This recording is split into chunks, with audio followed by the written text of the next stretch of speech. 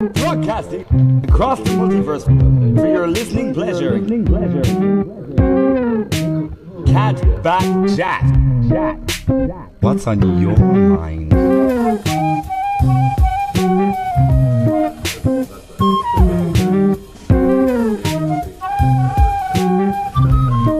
That's really interesting.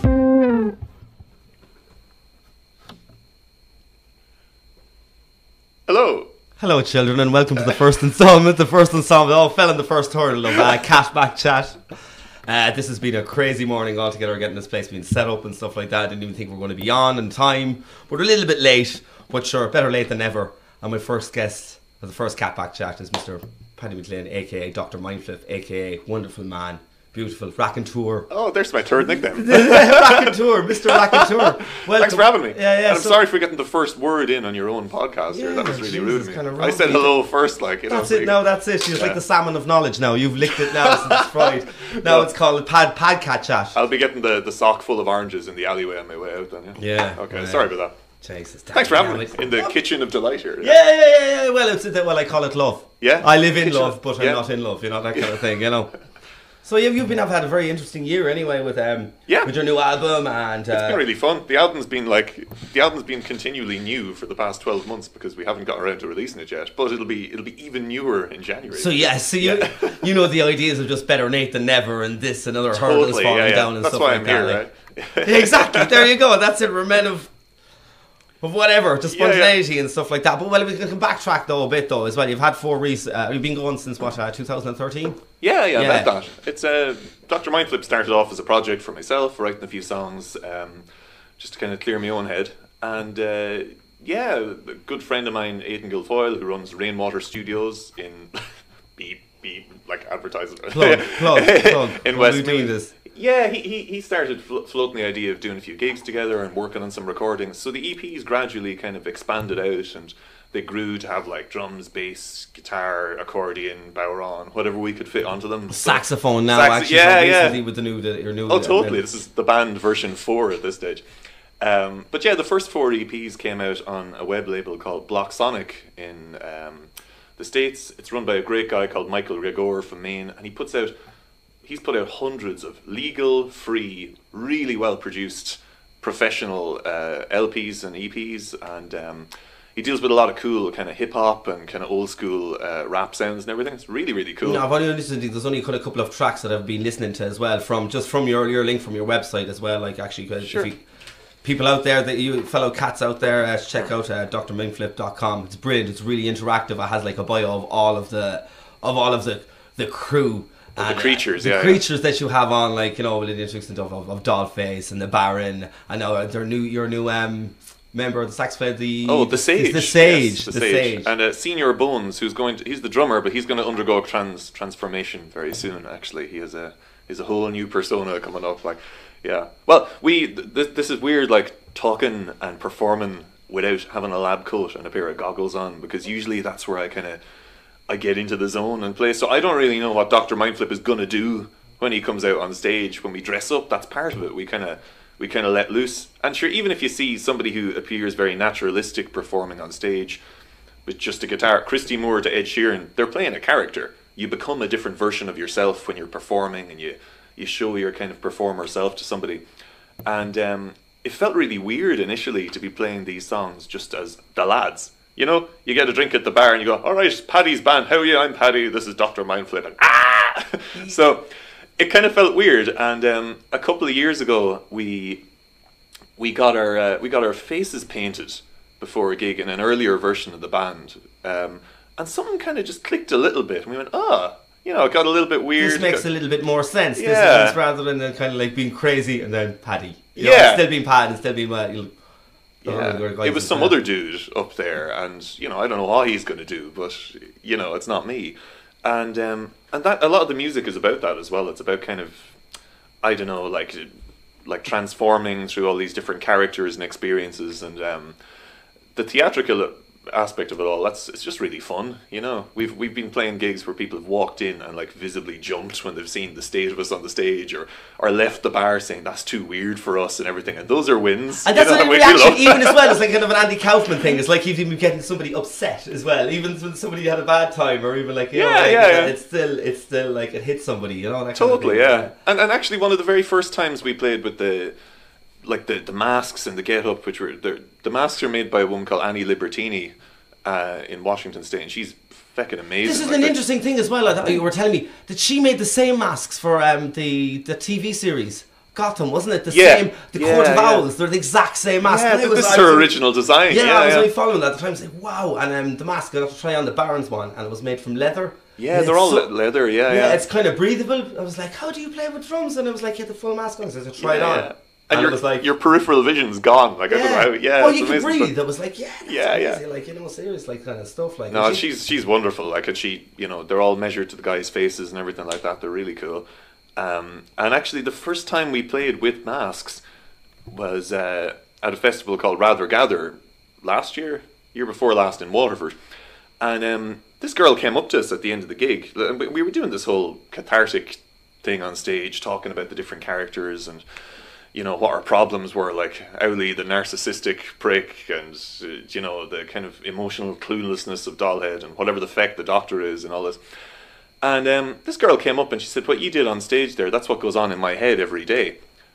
And, you know, like it was a really casual, kind of crazy gig at a festival. A greyhound ran across the stage during the first song and everything. Brilliant, like, it was pure madness, like. Yes. But this girl came up and she said that made sense to me, and it connected with me in a way that with my own problems, like, and that was a big moment for me. I said, right, maybe this isn't just about us having the crack and letting our freak flag out or everything. You like actually caught a nerve to this lady. You still contacted the girl, actually. That was great. That was really great, and it was a really moving moment for me and for the others. So that's when the performance, as kind of goofy as it is, you know, if we make, you know, if we're able to make idiots out of ourselves and let these undesirable bits of our personality fly on the stage, even at each other and everything, we're giving other people permission to do that with their own lives and their own selves, and maybe bits that they don't. Yeah, to inspire. Get the people to do their own shit instead of doing it.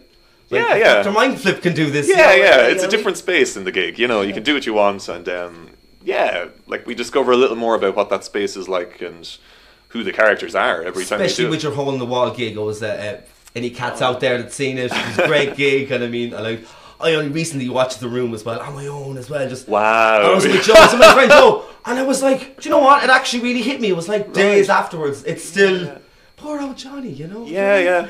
No, you feel so. You feel like that he's a bad guy, or he's going to kill everybody all the way through the film. But then at the end, it's just like, oh, I don't want to. Spoiler alert! Oh God, what's the room out there? But it's not the kind of rage outburst that you expect, and it's a big it's a weird anti-climax, actually. It's the strangest kind of.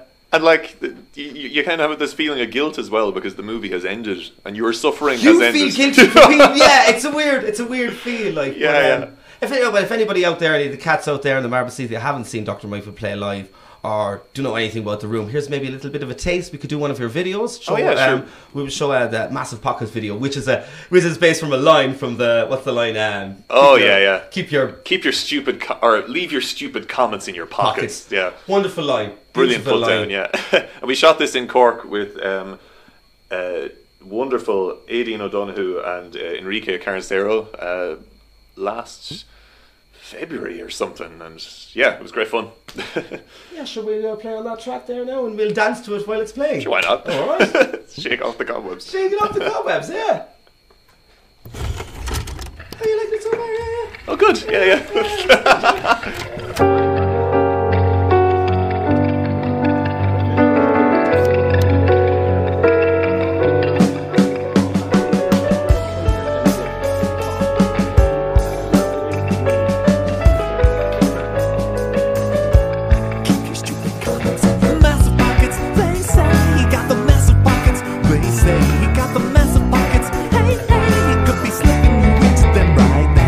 Massive pockets, they say he got the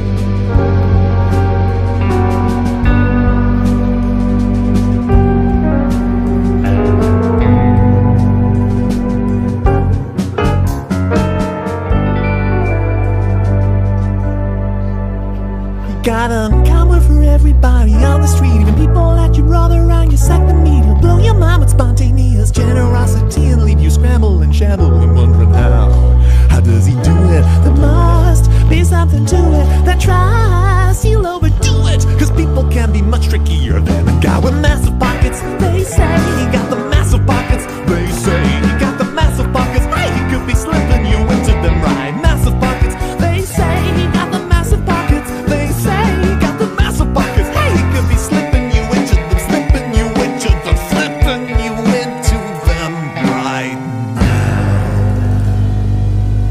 now. So watch your step. And the movie that just came out as well. Now, I hope everybody enjoyed that little sneak peek of Dr. Mindflip. Hopefully it'll bring them down a little rabbit hole of Dr. Mindflip. And any upcoming gigs actually as well coming up for the Christmas hour? We have a secret one that I can't really announce just yet, but possibly on Steam. Do I just click on this here? And then you have to go on like, oh. Hey, are we back? And Hold on, hang on, starting.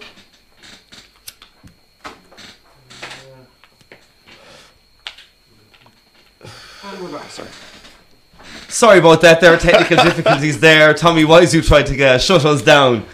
I think it was him. I think with Tommy Wiseau actually, because he's actually quite he's quite aggressive with his art, with his piece of work as well. Yeah, rightfully so. It's a unique piece of art. Did you actually have to did you get any trouble yourself from Tommy Wiseau himself because of this? No, well, this is a piece of this is a piece of fiction. That's our album. You mean? Yeah, it's just a piece of fiction that we just like the room. You know, it's not really got anything to do with it, really. Like, yeah, and really ruminations. So it's no, it's a different thing altogether. We just happen to like the movie, and those similarities are completely coincidental. Only coincidentally, like we're living across the water. Really. It was only that when you watch the film afterwards. Yeah, I was like, oh god, yes, it naturally seeped like in the striking of the chord of that woman that you met at that festival. There you go. This just happens. Exactly. It's serendipity at its best. At its best, exactly. That's it. Like, but has he actually made any other movies? Or I know he was apparently starring Tommy Wiseau in this movie, but he's no control though. This is the mad thing, right? So like Tommy, according The Disaster Artist, which has just come out and is brilliant by all accounts, based on a book by Greg Sestero, his co-star. And The Disaster Artist, like, the book is brilliant. It's a really interesting story of people struggling through, and like really interesting character. And like he just wanted to be a star, you know? And he is now. Like, it's the most surreal thing to see him appearing now on Jimmy Kimmel with all these A-listers and everything. It's like the guy did it, you know? And he did it by his own rules. So we have massive respect and love for Tommy. Like, you know, I do. I'd love to meet the guy. I'd love to get him on the show, you know? Yeah. He's so very big, man. He's muscular and he's he's an impressive character. Yeah. Any way you look at it, yeah. But yeah, like the room is it's great fun. Every time we watch it, we see something different, and we're just fascinated by it. And that hole in the wall gig as well. It was a wonderful experience to force that experience on a great crowd of people who weren't expecting it. And we had people from the bar downstairs coming up and going, "What the fuck is going on?" It was very some people were afraid that they'd actually come and get involved, and then people started to throw spoons. The spoons were passed out as well. Oh yeah, we had baskets of spoons flying around. And for anyone who hasn't seen it, the movie has one of the key things is there's framed spoons. Framed spoons. So for some strange reason, whoever dressed the set obviously didn't do it with the fine attention to detail and realism that was done in the Kitchen of Love here. And what they did was they had picture frames. And you know when you go to IKEA or something, you have a picture of like a happy smiling Scandinavian couple. Yeah, fake family. Eiffel Tower or whatever. There's just loads of cutlery. And the set dresser said to Tommy, "Here, do you want to put some pictures of the characters into these frames before we start shooting the scene, because it might come up on camera?" And he went, "No, we won't do any of that bullshit. This is real life. You know, we won't Mickey Mouse this." So they shot it, and people picked up on the fact that there was pictures of spoons all over this house. So anytime you're watching a screening of this and you see a spoon, the audience usually have spoons and throw them at the screen and shout "spoon," just in case you forget what's going on. So if you're at a screening with a couple of hundred people, it's terrifying. Like, I know I was there. It's mental. It's crazy. Like, and anyone who hasn't seen it before, like, can see the girlfriends/boyfriends of people who've been dragged along. Oh yeah, haven't seen it. Like, oh, this will be great. We love it. Come here. And if you look back up through the crowd at a cinema or wherever this is being shown, you can see the faces on people absolutely horrified and looking at the door like when this is going on. Like they wandered into the middle of the Wicker Man or something like this. It's pure crazy. It did. It had that kind of ceremony, especially the whole wall, the back of the place. It was perfect. Yeah, it was really, really atmospheric. And we had a lot of fun with that. Yeah. Sure. Do you want to go? We show another one of your tracks, maybe? What would you like to? Oh, sure. Yeah. Well.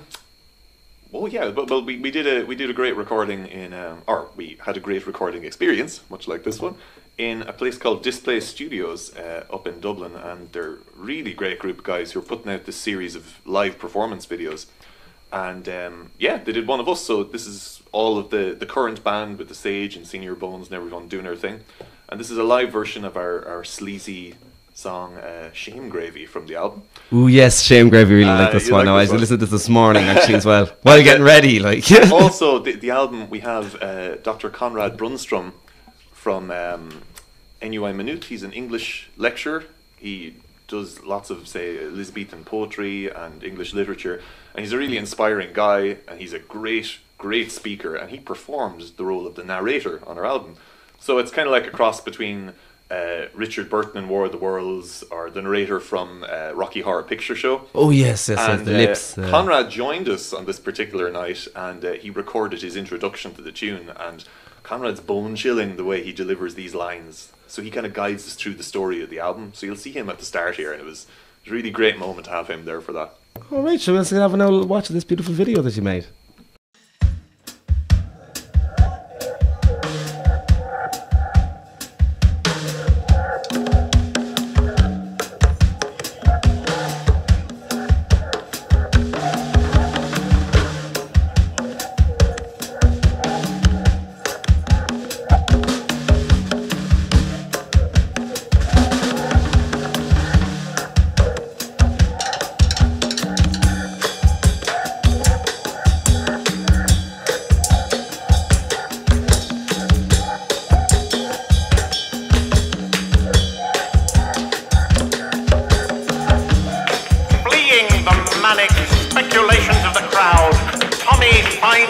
Outside on a rooftop, the sky feels unreal, the lightning strange, but he is not alone.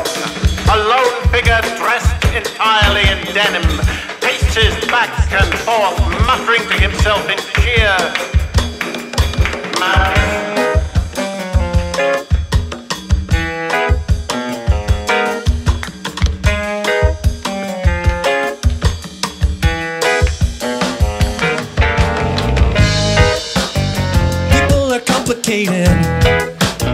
But that's can't consolation to all the kids I beat up after school. But one was so profession, how he arranged a lesson to understand just why I lose my cool. Peter says I'm a vicious cycle of daddy issues, but I'll spirograph with this one rule. Instead of reaching for a handshake of marijuana, say yes, I know you wanna be kinda cruel. Let someone else take control for a change. Yeah, give me some more, Tommy.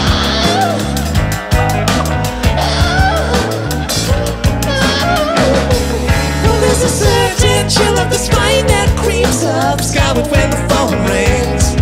It chokes the nerves behind my eyes, they lock up, monochrome glistening. Tiny redemption, stuck up, please don't mention. Burn up early kittens in engagement rings. Because I'm all blood snapping, telltale hearts are tapping, march for heinous things. While you stare at the ceiling, I can't help but feel that you are pyros, you are pyros, you are pyros. You are pyros, you are pyros, you are pyros.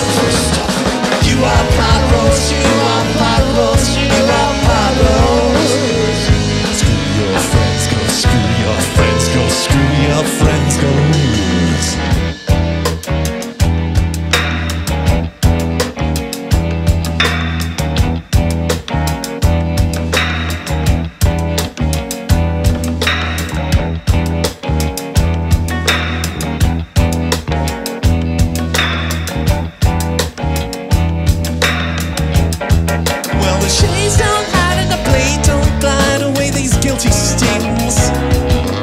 waiting day and night that you just might call and say those filthy things. We did our couches just to close my best friend wears my little Friday while he brings all the bacon to you while you're making love to the worst part of me.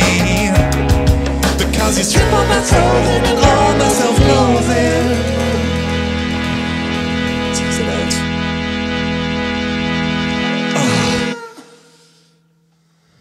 Temporarily.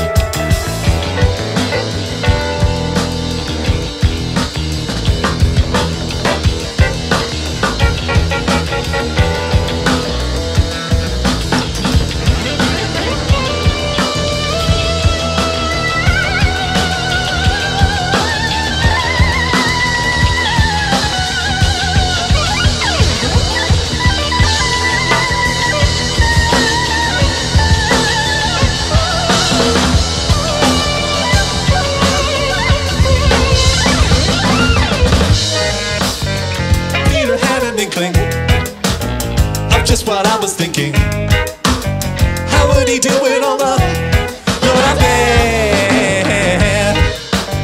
Cause who can therapize a therapist realizing that he's responsible for my affair? Perhaps I should dig him a hole just in case.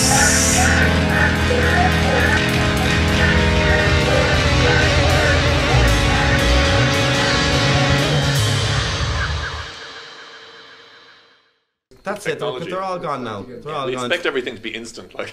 Twitter, all that kind of stuff. Actually, I started a Twitter page actually just the other day. Actually, Did you? For yourself or for just for this, Yeah? like, and I just only posted that. But what do you say? You know, there's Yeah. 150 characters, not enough. Twitter's a weird one because like people tend not to really engage with stuff on a deep level, do they? Like Just go get yourself a diary and stuff like that. You know, there's things you got to go say. You know, there's people just whatever. You I know? saw something interesting from there was an animator posting up something on Twitter there the other day, and she was saying that you know, when somebody puts a lot of time into something like a drawing or a cartoon or a piece of art and they put it up on Twitter and people don't really comment on it or like it or anything like that, they were saying like it's really demoralizing because we put all this effort in and all the rest of it, and it really means a lot to just click like or whatever, Like or retweet, like yeah. And somebody else retweeted this and said, well, you can't guilt people into clicking like on something like that, and that like Twitter's a very casual profile. You know, people just scroll down through it, they look at things. They're not there to engage with something deeply.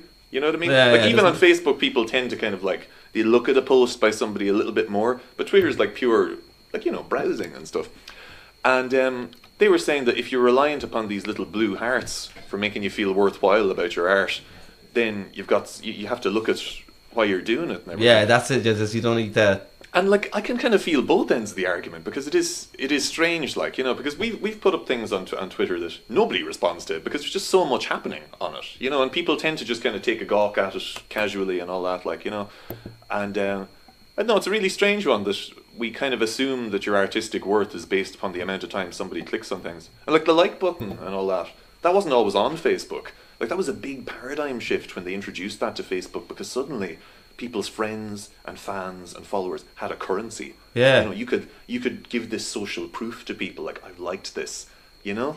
And oftentimes you'll see people putting up like a piece of music, video, maybe a podcast, and people will like it, but they won't listen to it. You know? Yeah, there is things and stuff like weird, that. right? You just like it because, like, oh, you're not going to look through the photographs. Oh, yeah. I know you had a great time. I'm sure you had a great holiday. Yeah, oh, you had a great time. Yeah. I think well. there's actually a plugin which is a guy who used to work for Facebook has developed to block the likes, to block the numbers, right? And it's to remove all the metric stuff from Facebook for you personally. Do you know, like stuff like ad blocker or whatever?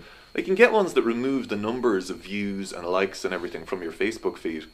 And it's for a self-worth, self-confidence point of view. But people find it's actually kind of damaging, because it turns into a kind of a, do you know, like people who play video games and just try and beat everyone? Bing! Or the bing that you get this kind of endorphins in your brain and stuff like that. It's kind of a reward as well, that you're like, yeah. somebody over there likes me. Yeah. That kind of thing, like, you know, which is another kind of drug, a commodity like sugar and stuff like that. Yeah. You know, that kind of thing. Digital drug, you know. Well, one thing that's kind of telling about it is that there's Steve Jobs did an interview years ago where there was I was just after launching the new thing or whatever. Spot the non-Mac fan here, but I don't care if it works. I'll use it.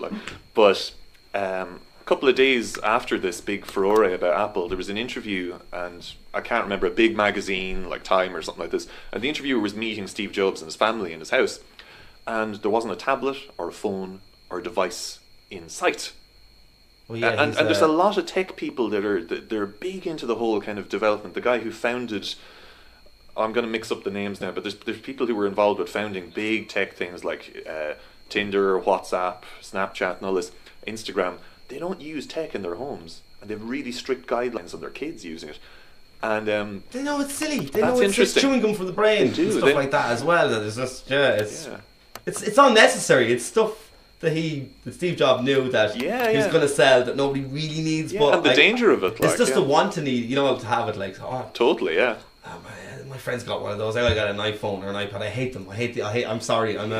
Yeah, no, please. I'm just again let it flow through you. I think it's just annoying, and all those kind of things with the chargers and stuff like that and stuff. Why do you hate them? I think it's kind of like Nike. It's designer. It's fashionable. Fucking like there's an iPad, and then there's like a one that you can buy just to do the exact same thing. You know, that kind of thing. Yeah. Fair enough. I'm actually damning it as well, even though a podcast comes from the iPod. Though, as well. But there's a difference, I suppose, between using the tech and letting it use you, I guess, which is what you're talking about, the trendy aspect of it.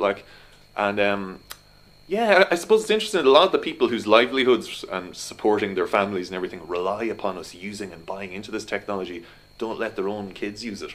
And like, this isn't conspiracy nut stuff. It's true. There's quite a lot of these people who in Silicon Valley are writing back about this and saying how this is really damaging. And like in China, they've announced an epidemic status on technological addiction right now. Yes, They've recognized this. I've seen documentaries about this. You know, like children that just can't even.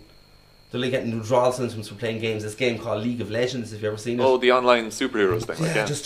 It's just leathering, and these lads are like nearly rock stars now. Kind of rock stars / kind of sports stars, even though jerseys and stuff like that. Welcome! It's like the UFC. It's the big lights and stuff like that. And then you see these guys with just glasses and just shoulders on fellas that have just never done any kind of manual kind of, like young lads never done anything, just only just sat like that. Do you know, never seen the light of day, but they're treated like kind of like sports stars. I don't know. It's kind of mad, and they have like sounds great. I could get into some of that, but no, I see what you mean. I don't know. That's it as well. That's turning a lot of kids into kind of like automaton and less emotional and stuff like that. No, they have boot camps and stuff all over China to treat specifically game addiction, and I love video games, but I think there's an aspect to some things definitely like social media and everything. Like recently, say the introduction of the next episode will start playing on Netflix. Oh, that kind of job. Yeah. Like that changed everything, because it's easier to suddenly binge watch something, because it's easier to keep doing something than to decide to stop. Just kind of immerse yourself into this universe and watch the whole thing of this, or just see the Punisher. You know what? I actually like the Punisher, like that idea of the cartoon comic and stuff like that. But so many people have been talking about, yeah, you may watch it. I don't want to watch it now because it's just, oh yeah, It's been tainted a bit for yeah, you. do you know that kind of thing? And I probably hate it now. You know, people big up stuff and stuff. Yeah. Like, yeah, that was deadly. And then you see it. Well, that's a really interesting thing because like we rely upon like all these likes and social proof to say this is worth seeing, but there's an aspect of it when something becomes too popular, like, you know, I don't want to be part of it because we all want to be individuals at the heart of it all, I suppose. Like. And being big enough, like with movies, like I know the blockbusters kind of dying with all that kind of thing, and the terrible thing that happened with the Justice League. But I won't talk about that right now because we'll be here all day. But you know, that kind of like the trailer shows you the whole movie. That's it. No point. The director of the latest Star Wars. Oh God, I remember his name. Great, he's a good director too. It's supposed to be going to be a good one. It's not going to be yeah. Was it? Rian Johnson, that's it. He did what did he do only recently as well? Huh? Did he do Looper? It was Looper, that was it, Looper. You know, good enough idea filming, you know. Didn't really think though, was it Joseph Gordon-Levitt would grow up to be Bruce Willis. I don't know, even though he had the fake nose. But anyway, that's yeah, do you know what I mean? Like, but like he said, don't watch the trailer. Because it gives it all away. A director saying, no, I don't want this, because you know when they like the directors and they don't get control. Yeah. And then the trailers, that's out with their hands and stuff like that. You're showing half my movie. Or yeah, basically must all be heartbreaking, yeah. Like I went to see the trailer, was it Thor Ragnarok? It's like, right, seen the film, I've seen everything. I can go home now. I think at the beginning, middle of end, it was just like, okay, I've just seen, you know, like the highlights of a soccer match. That's it. Yeah, right, I've seen where the goals were scored. I see how the outcome went. Grand. I won't watch it, you know, that kind of thing. Yeah, yeah. This is something that Conrad, in this video we're about to show actually, said to us. I did English in college, and he was doing Paradise Lost, the John Milton epic about Lucifer going through the circles of hell and all this. Oh, yeah. And he was describing, like, how difficult it was to get through some of it, because some of it's boring, right? And he said, yeah, you're supposed to be bored at some parts of it. It's good to do something that's difficult in some parts and kind of work through to try and get to the meaty bits. Because he said it's like watching a football match. If you watch a football match where there's no score for 90 minutes. It's 90 minutes, yeah, it's 90 minutes. For 89 70 minutes. hurling, I think it's 120 something for, I don't know, rugby, I don't know. League of Legends is, I don't know. Yeah, yeah. But yeah, he was saying if you watch a football match for 89 minutes, nobody scores, then there's a goal. It's like ecstatic. It's an orgasmic experience if you're following the match. You're waiting for this, yeah. But if you watch the highlights on Match of the Day afterwards or something, like, you know, you don't get that buzz off it. And it's the same with the trailers, I suppose. Like, you know, the fact that you see these moments out of context in something, like, it robs it of its potency, I suppose. Like on the long list as well. It's been like the masterpiece, I think, of the year as well. Did you see was it Blade Runner 2049? I haven't yet. No, I haven't. Oh, there's a double bill, actually, I think, in Lighthouse. I'd be thinking, it could be tonight, I don't know. I haven't looked into it, but I'd love to watch them. Okay, I'm not going to say anymore. It's a sorry, I just like film. That's a whole 3 pages. You can't get through there. I don't even get that. So yeah, I think we're ready now for your track now, actually, as well. So from another track from Ruminations as well. Yeah. So this is the live version. This is Shame Gravy and the tragic lust trapped character of Mark. This is his song, and it's a sexy song, but not a nice sexy hey, Mark. song. Oh, hi, Mark. Why did you do this to me? Why did you do this to me?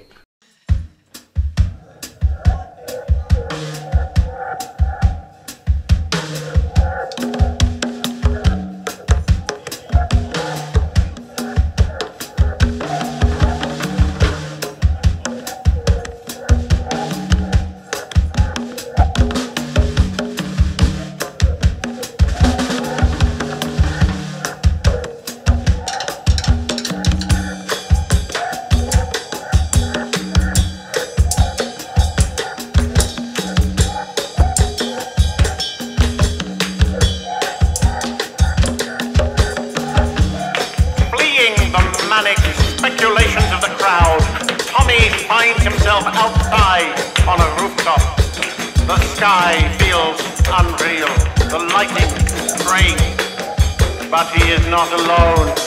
A lone figure dressed entirely in denim paces back and forth, muttering to himself in sheer madness.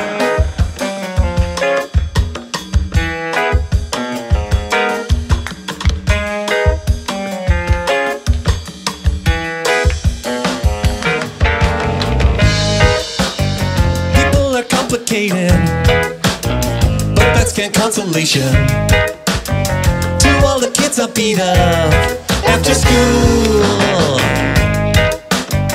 But one was so profession, how he arranged a lesson to understand just why I lose my cool. Peter says I'm a vicious cycle of daddy issues. True, but I'll spirograph with this one rule. Instead of reaching for a handshake of marijuana, say yes, I know you wanna be kinda cruel. Let someone else take control for a change. Yeah, give me some more, darling.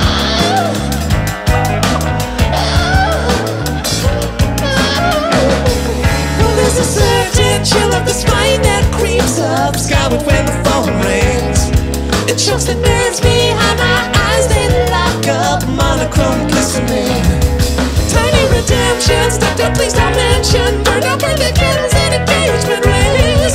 Because I'm all blood snapping, telltale hearts are tapping, march for heinous things. While you stare at the ceiling, I can't help but feeling that you are pot roast, you are pot roast, you are pot roast. You are pot roast, you are pot roast, you are pot roast. You are pot roast, you are pot roast, you are pot roast. Screw your friends, go screw your friends, go screw your friends, go.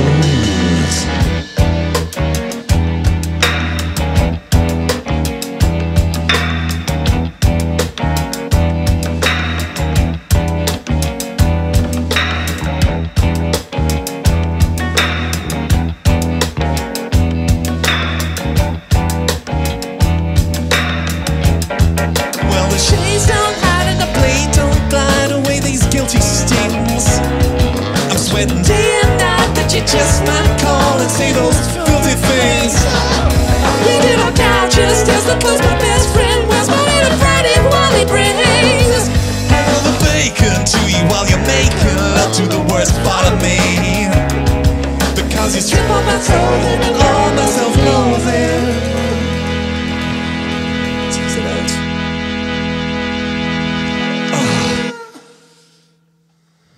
Temporarily.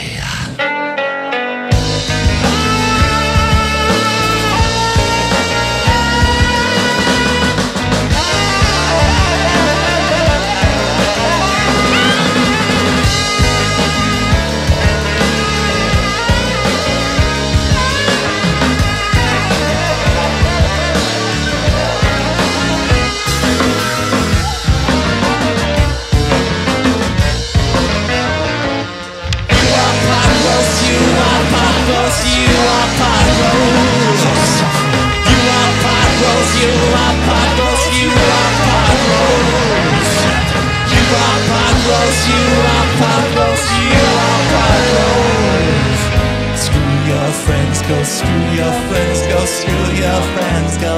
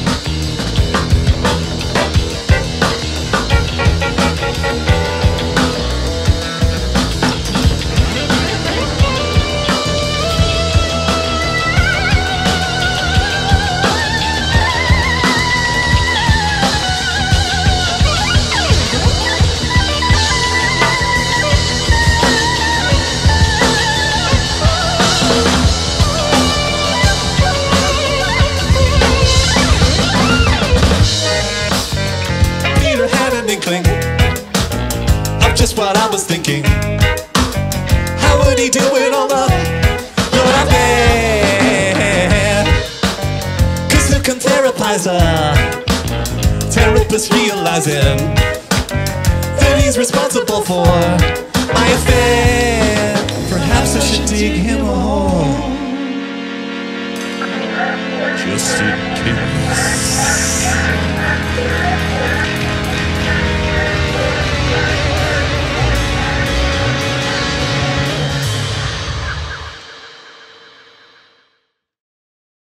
I'll complain about that now, sure. Might as well. Yeah, it's being wonderful. Well, wonderful. that's Shame Gravy, yeah. That's Shame like, Gravy, wonderful track, wonderful video as well. Where was that actually? that's Displace Studios. They're based up in Dublin, and that's their video series that they're doing live at Displace. And there's another track on that by a band called Auxiliary Phoenix, and our drummer plays with Auxiliary Phoenix, and they're a really sweet kind of futuristic, funky jazz outfit from Carlow. And their live setup is a three-piece. They're fucking great, and they have a song on that same series called "Où la piscine." I'll put a link for when you're up on this. We'll send up the link as well on the page funky. As well. Yeah, really good. But they did a great job of capturing the feeling live. They're a lovely group of lads, and like that, it sounds really good as well. So yeah, great place for anyone around Dublin wanting to do a live video. Yeah, kick ass as well. We were just like arguing. Well, you're giving out about as well technology. More of it as well as this recent book that you were reading about. Actually, the psychology of social media. Yeah, well, it's interesting because, like, personally speaking, I don't really, I kind of got off the thing. I was inspired by my brother who got off Facebook, but you can't anything say related to say a podcast or a band or everything. Like if you're not on Facebook or Twitter or something with it, you might as well not be there. Yeah, if you want to do something, if you want to spread some sort of medium, especially with your music and stuff like that, you use SoundCloud and use what's the one on Bit Bandcamp as well, as well also and stuff like that, because you have to use so many different platforms and things like that. You have those days where like, oh fuck this man, I'm not going to throw away this phone and not talk to anyone. I'm off Facebook for a while. I had a friend that did that so many times. And then they had to call back because they have a business and they have to do things like that. It's like, no man, you can't. Flyers and posters are gone, that kind of thing. Business cards, It's not like you should get yourself a little Dr. Mindful. Well, you have. I do. Tarot cards, I suppose. Speaking, actually, geez, you've reminded me. Speaking of shameless, this is a present I brought for Sean on my maiden Catback Chat on your maiden voyage. Yes. It's something that you actually, Sean, sponsored our Kickstarter and helped us out earlier on the year, and in partial reward for that, as we wait for everything else, here's part of it. It's your lovely Dr. Mindflip shirt. I'll put it on right now. It's the first. Right now. Can we get some kind of live and exclusive? You saw it here first. Live. It's white as well. This is going to be hard to keep clean. Well, this is actually, you get a bit of skin onto the video. People will follow it more. Like there'll be a bit of scandal around it. Banned for conduct. So it's tight. Oh yeah, look at that. Oh jeez. There you are. Look. No. There's no harm in showing off the swans, man. Give the swans a bit of it. On sale. And that's it. Oh yeah, on the drmindflip.com. Yeah. And we were able to make these because of everyone who supported us on Kickstarter and helped us out with the album, and you can pre-order the album and everything on the site as well, and we're just super excited. We're getting them hopefully in January. It'll be January. You would hopefully have it on vinyl as well also. No, we will. Yeah, the vinyl has started to be printed already, I think, and the CDs we gave the go ahead for the final artwork and everything this morning, so it's taking a little bit longer than possible, but yeah, it'll be out there. Just out for the January sales. When everyone's broke and couldn't give a shite. Dr. Mindflip. We'll do a Valentine's Day special for anyone who's miserable and hasn't spent all their money on a significant other on Valentine's Day. That'd be me, yeah. Going for that kind of miserable misanthropic dollar there. We'll get into that. Yeah, that's it. That looks great, yeah. Yeah, that's actually on you. Do you know what I think as well? It's a kind of a thing you could nearly have a kind of a colouring in kind of competition with the t-shirt. With Dr. Mindflip, there you go. Yeah. Next episode, just get somebody to do my face and, Not this t-shirt. We'll get a test t-shirt for that one. I can organise that, yeah. Yeah. Here we are talking about being non-commercial and everything. There we go. Straight back into the plug. It's all a bit of crack, feeding into the what's the word? Feeding into the band. Feed the band. Please help feed the band. Yeah, but sure, bands don't ever get paid. Like this. You've told me some stories as well of some gigs that have went completely topsy turvy. Have any stories of terrible gigs? Oh Lord. I know you've told me one or two, but this must be so many, you know. Well, we were booked for a gig recently where, there was no. Oh, I could complain. Let's not complain. It's hard for independent musicians around Ireland, really, and boo-hoo, people are talking. It's a boring thing to listen to people complaining about something because it's like, oh, isn't it well for you doing what you love for a job and all this kind of stuff, like. But yeah, it can be really heartbreaking for like independent musicians, especially because most venues don't really book independent music or original Irish music in terms of supporting that. It can be hard because there's so many different like cover bands going out there doing the same thing over and over again. And also you can't whine because if that's what people want, that's what people want. But what it does do is that the venues that do support and the promoters that do show an interest in everything, they stand out a mile and they give you good experiences. So there's places like Malarkey's Bar in Clifton, Brew Bar in Cork, Kenny's in Lahinch. All these like small, far-flung, passionate places that like will help out people and will kind of make a bit of a fuss and have a bit of fun with new up and coming acts. Talk about the positive. Talk about the good people. Yeah. Help you. Yeah, no, but it is, and most of the time people have been really super. Like, and yeah, usually with us it's like, who we're going to let this crowd of people who think it's Halloween the whole time in to like wreck our bar and chase our customers away. But like usually once we get in there, people have a good time, and we get the feelers in, and that's fine. Like, like one of the first gigs, first time I ever seen you actually was in Bosco's Cafe. Where? In Bosco's Cafe. Would that be a good place for me to get a lovely coffee after this? Oh, Sean? yes, it would be. Oh, yes, it would be so very much. Yeah. Wonderful. But actually, now that you think of it, I wouldn't mind a kind of a home-baked treat as well, so maybe I should go somewhere else. Maybe you should go down to the little greengrocers. Oh, that too. Like, downstairs as well. But also Bosco's.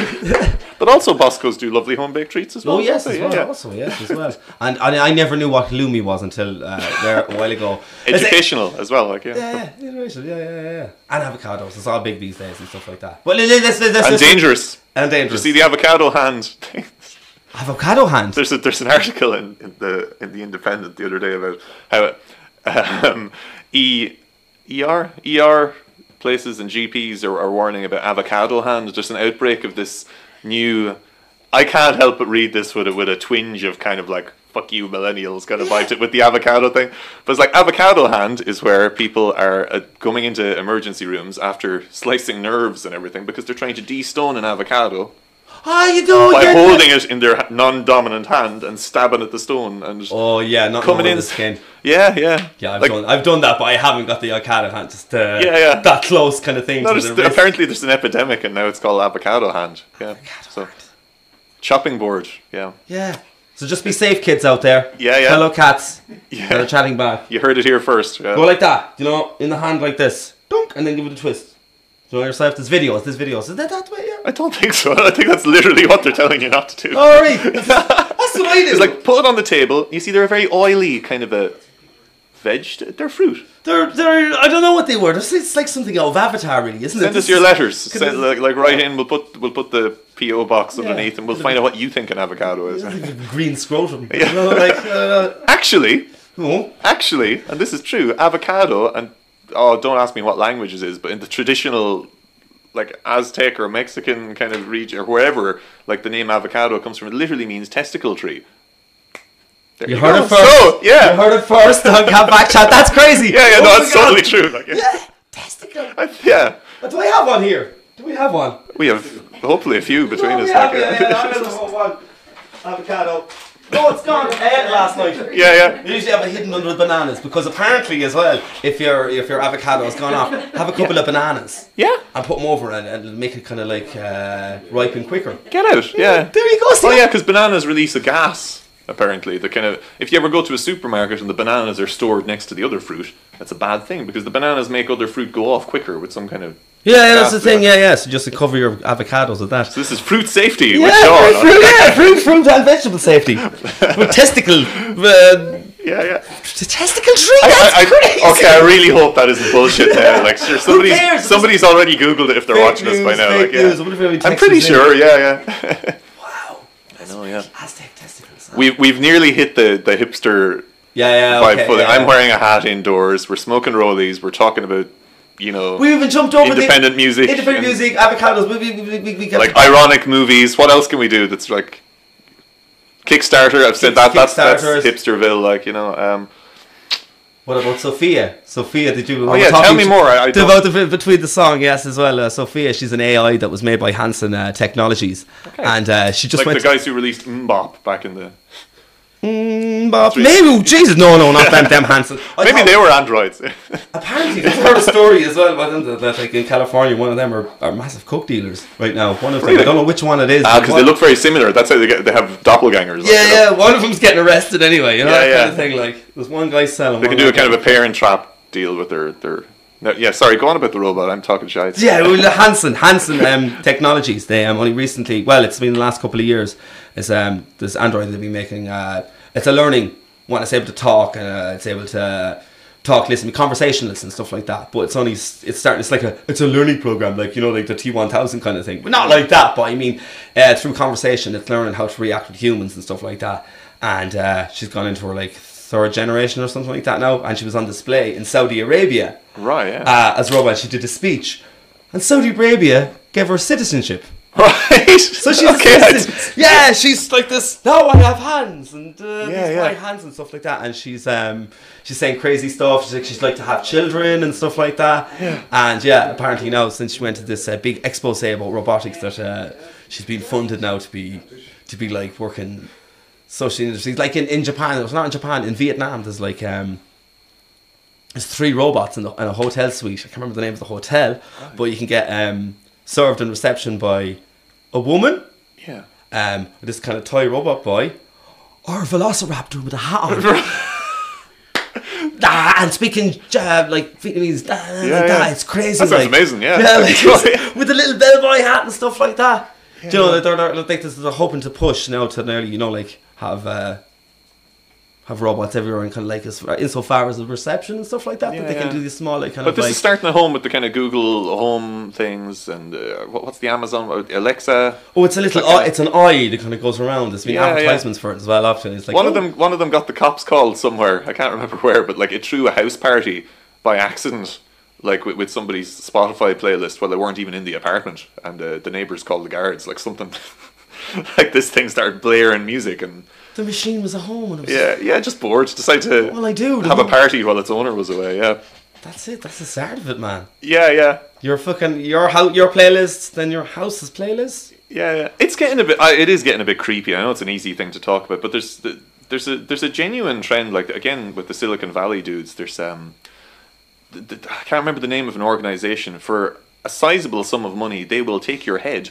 And they will freeze your head after that's Walt Disney. It's called cryogenics. Yeah. No, this is currently happening big time. Like, and you can get your whole body frozen. And the idea is that they bring it back, like they back up your brain somehow, or they make some kind of image of it. And there's these people that like this is the next stage for them because they see all these kind of things like what you're solving with technology, like with say something like.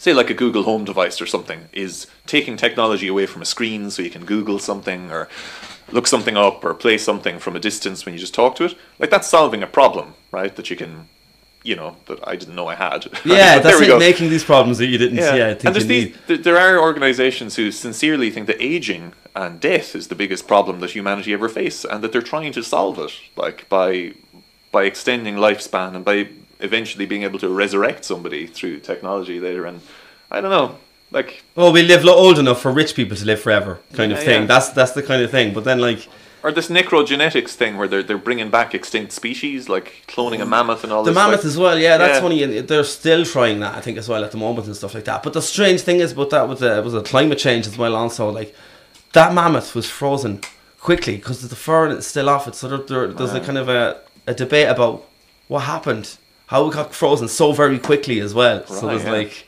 that like day after tomorrow kind of feel where like, the weather's going to change. I mean like that.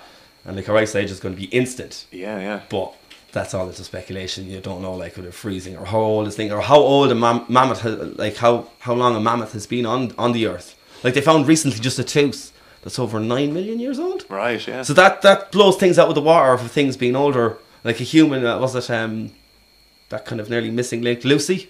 Yeah, it's a yeah. similar genetics to that. So they're saying they don't even know. Okay. Now, how history and archaeology is kind of changing with the new things that they find and stuff. So that kind of like Antarctica theory of like there could be a very... They did a thing in what movie was a terrible movie, Predators, Alien versus Predator, and they did the thing on the Antarctic. There's supposed to be a big pyramid under up the Antarctic shelf, but the idea as well that like the continental shelf changed and stuff like that, so that would have been hot, and other part of the world would be cold and stuff like that. Yeah. So there's like humanity could be a lot longer, a lot older than it actually is. Well, it's all speculation. We'll see. But that's what's great about sci-fi. Yeah, like these movies, they really, especially like, you know, if it's a bad movie or an outlandish movie, they can put forward these ideas that are so stupid that they might make you think a little bit. But this could be all clickbait as well. The stuff that I've actually read through as well. Well, I've just said there now could be all like be fact checked later on. You're telling fucking lies. Class. It'll get people talking. Get people talking. You know, if you think Sean is wrong, say so in the comments. Say so in the comments. And like and follow and share and all that shit. Yeah, excuse me, but that was wrong. Technical time was like 6.5 million years. We'll see. We'll see. We will see. Yeah, we will see. But it's an amazing time we live in, though. It's all the truth is in a popularity talk contest as well, though. Also, so scary stuff. Like how like that. I know you can't see this from my perspective, anyone who's watching, but that was class. Like, you know, that was a real kind of like, you know. And here's Angus with the sport, like, you know. Here's Oisin with the sport. Yes. No sports some today. technical difficulties there. Sports have been called off because of the ice. The ice. There's woolly mammoths now invading the NFL. No, that's lies. I'm sorry. Stop all these lies. Shake it off. How are you feeling so far? I'm enjoying it. Everybody out there is liking this now as well. It's hey, Mammy. Donnie, you better be watching. Okay? Shall we throw another little track of music that you have? Oh yeah, sure. Well, there was another one interesting because I was just looking down here as well. It's a Get Back remix. Oh yeah. It's a hip hop track. I thought I'd bring something a little bit strange, like that maybe people who have seen us live haven't heard before because we haven't played it live because we don't have three of the biggest hip hop stars to have existed. Coming with us on tour for various reasons because they're on this. Yeah. I mentioned Block Sonic, the net label. I should maybe say something about Creative Commons. The first 4 EPs we released that are all free to download on the website, they're all Creative Commons. And Creative Commons is it's kind of like, again, this is a bit buzzwordy, but you know, copyright, all rights reserved, etc. Creative Commons is copy left, right? It's a little bit more liberal, and like liberal in the literal sense of the word, right? So what Creative Commons can be used for is everything from film, photography, the written word, you know, 3D printing plans, music, anything. And if you do a search for Creative Commons media, what you can find is loads and loads of artwork out there that people have said, this is free, you can take it, you can enjoy it, you can spread it around, but just keep our name on it. Or like don't sell it or something. Yeah. There's a Creative Commons kind of thing that was Joseph Gordon-Levitt had the thing hit record. Okay. Yeah, he had a similar kind of thing. It was also, it was like you can post up some of your artwork and then it'll be remixed by somebody else. Exactly. And then whatever money is made from that production, or if anybody makes it, you'll get a proceed of whatever piece and stuff like that. So there's different licenses. So the most basic Creative Commons license is download, share, take this, but just keep it the same and don't sell it. But it goes further, like you can have a Creative Commons work that you say you can remix this if you like, but just link it back to us. And the most liberal version of it is like, here, take it, remix it, sell it. We don't care. Okay, sell what you make. Well, that's a little bit of different thing. I think hit record is kind of very, it's all very above board, I think, with the whole kind of like, but I think people get away with hiding some of it. So, you know, I don't know. It's they make money. They make money from that. So I'm not sure. So I couldn't really. Well, the Creative Commons thing. A lot of people put up albums and they say, "Here it is. Take it and enjoy it." There's of really, really good free legal recordings out there, and you know, there's some very famous artists doing this. They kind of called on a lot of the artists from the Block Sonic label to do remixes and collaborations with some of the tunes, and they released a kind of a all free to download as well.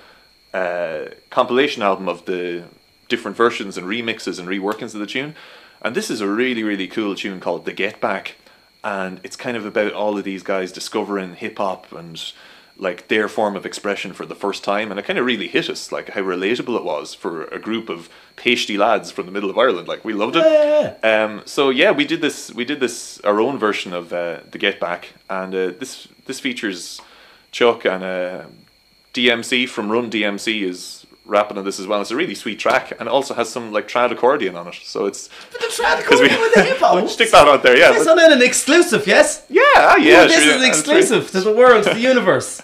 Hey there, let's dance.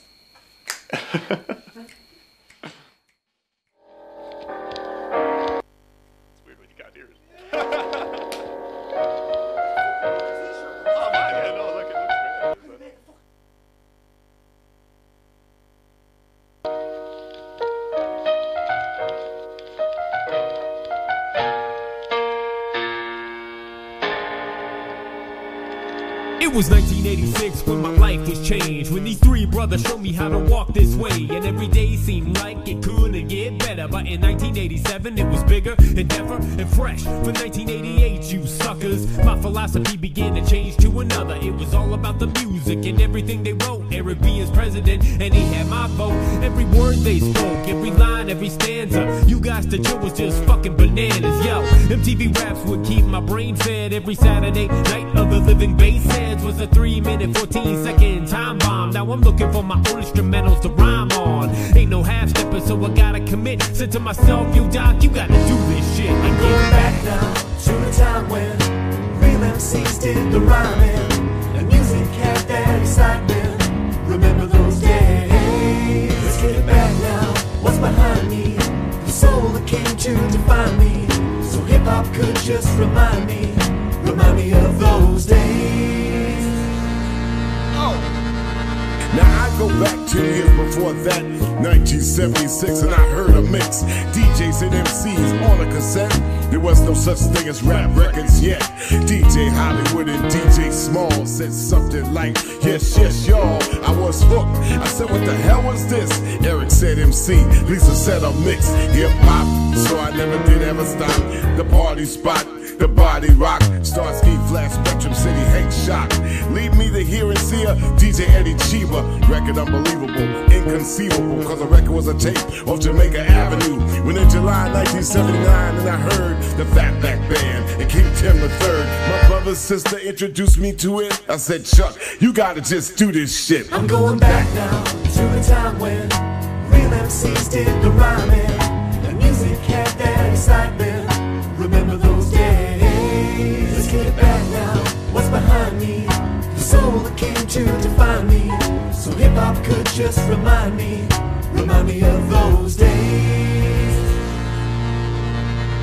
Early 80s, late fall, too small to play ball, but I thought it was amazing how my brother used to blaze men. Twice his age, he used to send them before I ever heard a sound. I knew through my father that I came from the ground. That was his love, and I guess I always knew it. The purest act of love was he never tied me to it. See, I was free before I understood what free was. I explored everything and found my own loves. Fell in love before I really knew what that was. With an underground sound through the radio buzz. It was something I never ever heard in my life, but it drew me something like a moth to the light.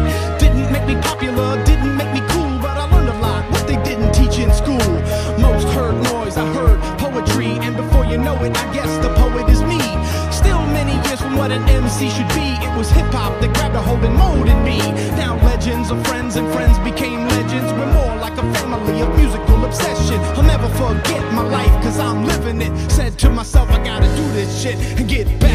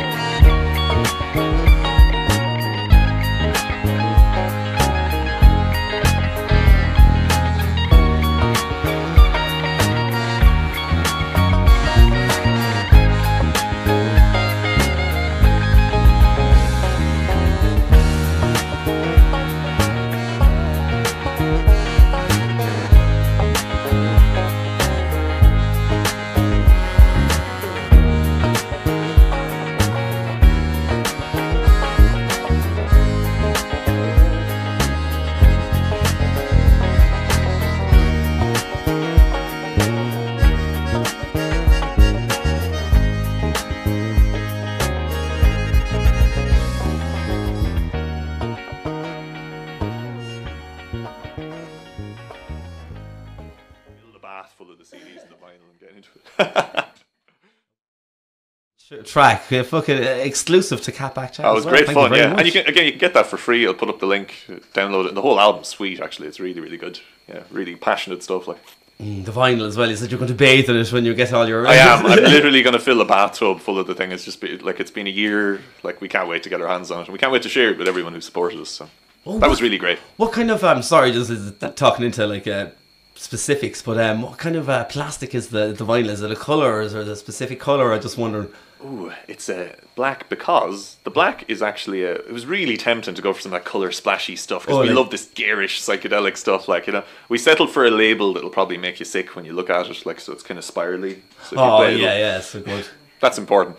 But apparently the black vinyl is better sound quality than the coloured. Oh right, that's it. So picture discs and all that. It's just fatty bullshit. Yeah. I'm not a big audiophile myself, but yeah, apparently it's the black vinyl has better.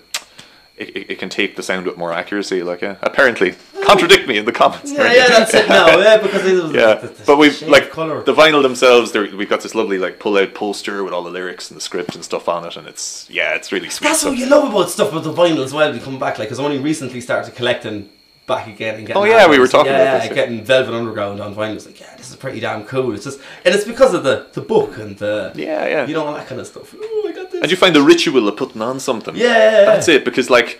You know, it's so easy to just stick on a playlist and kind of let it run and everything like that. But we found with like we kind of forced Aidan to buy a vinyl player in advance of getting the album because he didn't have one. So we gave him a load of vinyl for his birthday. We're like, right. No, there you go. You have to buy it. Yeah, so we up now. And we bought it here in Kilkenny actually. But there's something about it. You stick it on, just the length of time each side is 20 minutes or something like this. Now we've hit the hipster. Now we're going into But do you know what? It's because we're so distracted by stuff. It's so easy to kind of pull onto a different playlist or whatever. But like if you put on an album, you take it out, you put it on. You're making a physical commitment to putting it on and listening to it. And I think it's just a good reminder for the attention span. You know, this little ritual of kind of because putting then you something just on. go track like Yeah. And it's nice. I don't know. It's just nice. Is that not okay? Just to have a nice thing. Just a nice listen to a full album. You know what I mean? Yeah. Going, no, not this one. No, they just won't leave it alone at a party. Just half the song, and I hate that. I need closure with a song. Yeah. You know, if somebody does that, and just after the 5 minutes, I have to go and put on just the rest of it, even if it just cuts off. Or somebody like you're on your headphones, and somebody goes, you know, you're on the town going for your lap, and then you see you've just ruined my lap. You've just ruined it. Do you know that kind of I'll thing? remember if I ever see you with headphones, don't touch it's your... just that thing with me. And people just go and it's like, small talk, pause, go back to that, do that, and finish it then. Do you know what I mean? So now you know. Now you know. Anybody sees me with headphones, stay away. Town, just wave. Just wave, okay? Yeah. We talk later. Talk with the headphones or off. A nod of the head or a little... Yeah! 1 or 2 finger job like that'll do. Like, you know, I see you, you see me. You see me, you know. Let's actually go back in time actually as well to your actual first band many moons ago in the Zoo nightclub. Fucking Lead Balloon. Yeah, Lead Balloon was the Zoo was bloody great. Like for anybody who's too young to remember this, the Zoo is on Parliament Street. It's a casino now. Yeah, just next to the. It's not a sex shop anymore, is it? No, but it was a sex shop, and now the sex shop is gone, and now then the Zoo is gone, and now it's a casino. Yeah, so across the road from where the strip club used to be, next to the sex shop where the casino is now, in the sprawling metropolis of Kilkenny. There was the Zoo was run once every 2 weeks. Yeah, was it every 2 weeks? Yeah. And by Andrew McGuinness set it up, and it was just class. It was really cool because, like. Music for me was always a really solitary thing. Like I played piano and that, and kind of wasn't very diligent at practicing or anything like that. I've only come back to it recently, like because it's a good kind of miserable, lonely instrument. You sit in the corner, and you know Tom waits it up with an ashtray and a whiskey, kind of fucking the world. But like back in the day, going to the Zoo and seeing that like you know young bands had a place to play, which. There was nowhere. There was nowhere else. Yeah. There was a thing maybe before even ours was like, you know, like at the tail end of it was like the Friary Hall and stuff like that. They used to do things like that. And even further with that was like the Tin Lizzy in the 70s and the Carlton and all. They sing. You know, everybody has those stories of that and stuff like, you know. But it's such a cool social, like it's a social aspect for people. I met people there that like you wouldn't meet. Well, I met you. That's how I met you and stuff like that. Yeah. So that doing the MCing and and like God, Lead Balloon was just me, Mark Brennan, Richie Moran, and John Doran at one stage, Ramsey. We had great fun at those gigs. Like it was really fun. Yeah, you were so like the energy you had, like it was brilliant. This big kind of, you're like shouting at the stage and stuff, Yeah. you know, because it was such a small little kind of there was no stage. It was just like you were on the ground or that people's wall, faces. and then people were just on the level and stuff. It like was that. it was a really lovely thing, and people had listened to each other's CDs and stuff, and come together. And I had a heap of posters. I had John Nash's room in A Beautiful Mind with all the paper all over the wall. Yeah. My room looked like that. You have some of those posters still, like No, but I had pictures of Sean, like you know, over a decade old, kind of like smiling on the cover of these things. Battle of the Bands. There was leaflets and all that kind of stuff. All hand photocopied Times New Roman thing with wingding fonts and stuff like this. But I had a heap of them at home, and I eventually I went out with a trowel and kind of scraped off all the blue tack and half of the plastic. You threw your childhood away. I had to get rid of it all. About a year ago. I'm sorry, but I might have a few bits. There might be still some things out there. If anybody has old flyers and stuff like that from the zoo, there's sending a message out to the internet there now. And there's been talk, like lots of times, people like, wouldn't it be deadly to do a reunion gig for charity or for a local thing or something, where some of these bands and the groups they're with now got together and did something like that'd be sweet. It'd be weird. It'd be weird as hell. Well. Y'all sitting on the steps of Roadhouse across the way, kind of like, I don't know, flagons and seeing how far we have come or not come since then. It'd be kind of, I don't know, but if anyone's listening, that'd be. Got that far just down the road. Exactly. You could probably hit it with one of these coffee I've gone nowhere. I've never seen Paris. It's still going to be there. But those were magic, and that was the thing. Do you remember your song, Boris? Which? Boris song. Remember, it was about the Russians. Got to run, got to hide. Oh my god. Tigers here, tigers there, tigers fucking everywhere. Got to run, got to hide. Oh no, Boris. Then he died. Oh my god. That is phenomenal. Russia, beautiful Russia, dancing bears and lots of snow. Russia, beautiful Russia, back to Russia we will go. We love Lenin and his frozen grave. Back to Russia he came to save. Fuck every day and fuck every night. In the morning we feel like Russia, beautiful Russia. Yes. Wow, that's incredible. I was talking to T. And it was T. Yes, T it was his song. I seen him in oh my god. The night, and I said it to him. Do you remember Boris? Yeah, that's amazing. No, that's 15, at least 15 years ago. That was crazy. Wow. There needs to be a resource for people nowadays. Should be brought back, or maybe Dr. Mind flipped up, flipped around, We'll need to talk after this. That's amazing. I love it. And the cameras are off. Yeah. We should get some more zoo stories in here. That was amazing. Because that was like so many people who are still playing music around Ireland and around Kilkenny. They got their first gigs at this kind of setup. The first taste of the stage and the music and all that. And all the stickiness of it all. It's lovely. All the emotions, all the cider. Drinking and all this is an important part of the Christmas season, the nostalgia and the self-indulgence of it all, like what we're doing here. I love it. That's it. It's all about self-indulgence. So, I think we're coming up to a time of it's coming up at 3:05, and I think we're going to kind of wrap it up as well for today. Thank you very much for having me. No, it's been great. Thanks to everybody thanks very much for Ushin's being on the tech guy. What a fucking legend. Thank you very much for Neville as well for the sound. Thank you very much for photography. Thank you Helen for absolutely everything all the time. And thank you to your mascot, of course. Go say well. Sorry to disturb you. She didn't even go say hi to, and thanks very much, Boo, for just being you. Cheers, Boo. There you go. She didn't have one thing to say all day now. She actually fell in love with Neville. Well, Boo's been busy. She's a new boyfriend now. Anxious. Boo's been busy. Boo's going to be providing the kind of like the windshield for any outdoor productions that you're going to be doing. She's this kind of aftercare team as well. Kind of thing, and it relaxes everybody by. Sure, we will leave us on the very last track of yours, the very festive ones, your rendition of Walking in the Air. Yes. And the video also, and fucking thanks again. Thanks for having us. We're talking about history and talk about music and stuff like that. And have a very Merry Christmas. This is our recipe for a very festive Irish Christmas. So you can feel free to make this recipe at home. It's traditional, it's vegan, it's gluten-free, I think, apart from all the mince pies that we bang into it halfway through it at some It's a stage. wonderful concoction. It's like George's Marvellous Medicine there. It is, yeah. With hair doctors, Marvellous Medicine. Delicious. Magnifique. Hold it there. And we'll be back. We might be back in 2 weeks, but if not, have yourself a fantastic Christmas and a glorious new year. Thank you very much, Dr. Mindflick. I love you. Merry Christmas. Merry Christmas. Merry Christmas.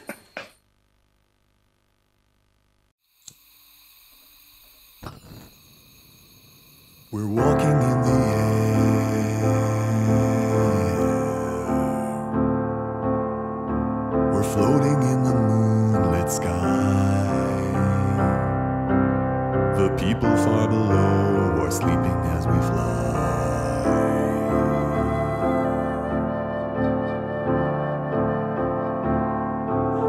I'm holding very tight.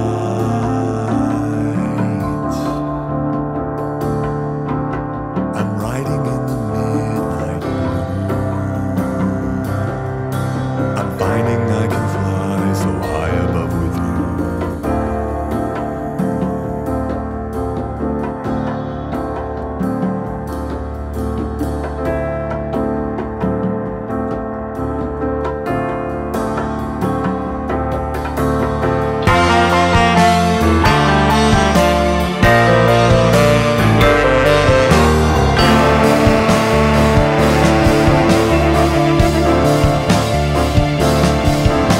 We're walking in the air.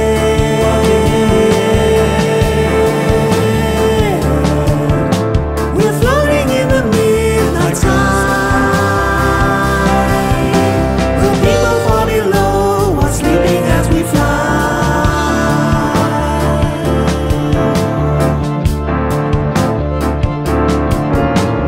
Far across the world.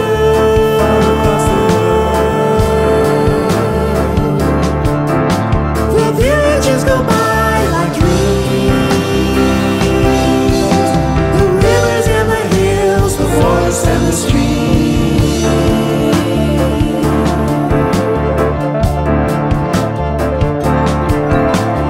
Children gaze, open mouth, taken by surprise. Nobody down below believes their lies. We're surfing in the air.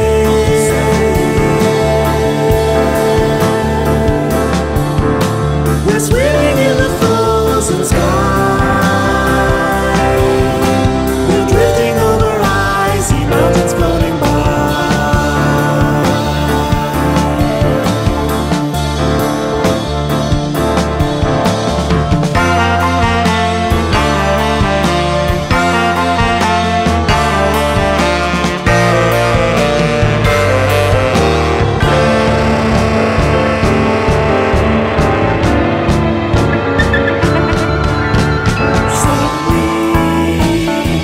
Swooping low on an ocean deep, rousing up a mighty monster from his sleep. We're walking in the air.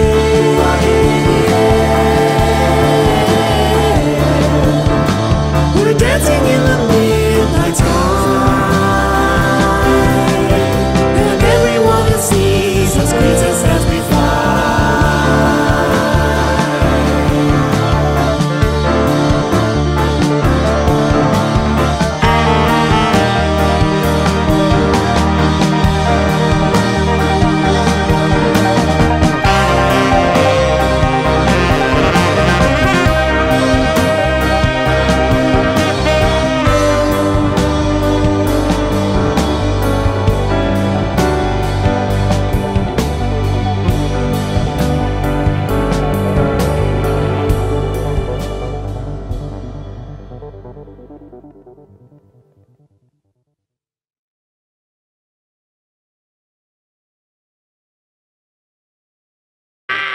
Oh my god, that's so great.